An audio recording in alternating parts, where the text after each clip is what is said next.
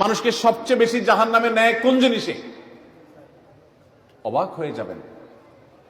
নামাজ না পড়ায় সবচেয়ে বেশি জাহান্নামে নেয় না, রোজা না রাখায় সবচেয়ে বেশি জাহান্নামে নেয় না, ওয়াজ মাহফিলে না আসায় সবচেয়ে বেশি জাহান্নামে নেয় না, দান সাদেকা না করায় সবচেয়ে বেশি জাহান্নামে নেয় না, কোরআন তেলাওয়াত না করায় সবচেয়ে বেশি জাহান্নামে নেয় না। তাহলে কিসে সবচেয়ে বেশি জাহান্নামে নেয় মানুষকে? সুইলা রাসূলুল্লাহ সাল্লাল্লাহু আলাইহি সাল্লাম আন আকসারি মা ইউদখিলুন নাস আন-নার, মানুষকে সবচেয়ে বেশি জাহান্নামে নেয় কোন জিনিসে জিজ্ঞাসা করা হয়েছে।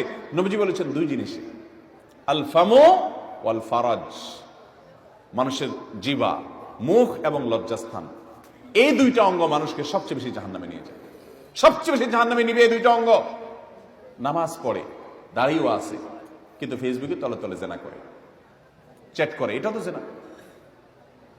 মানে সে কারোর প্রতি আসক্ত, হারাম রিলেশন হয়ে গেছে, এটা মহামারীর আকার ধারণ করে। সবচেয়ে বেশি মানুষ জাহান্নামে যাবে এই পাপের কারণে, অপরাধের কারণে।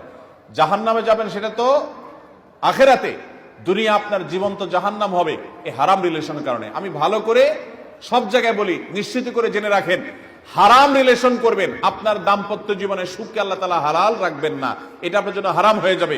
দাম্পত্য জীবনে সুখ আপনি পাবেন না। যদি কেউ পায় বিচ্ছিন্ন ঘটনা, আল্লাহ তাআলা কিছু এক্সেপশন রাখেন, সেটা ভিন্ন কথা, তবে সাধারণত এটা হয় না। অতএব আমাদের যৌবনকে আমরা হেফাজত করবো তো ইনশাআল্লাহ।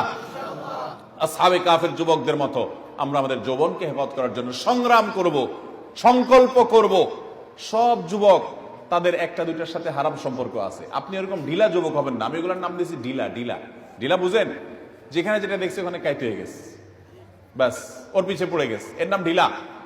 আর বলিষ্ঠ মেরুদণ্ড আলা যুবক হলো যে হারাম দেখে সেটাকে না করার মতো ইমানের শক্তি রাখে। চেষ্টা করবো না ইনশাআল্লাহ? আল্লাহ আমাদের সবাইকে সেরকম ইমানের শক্তি ধারণ করার তৌফিক নসিব করুন।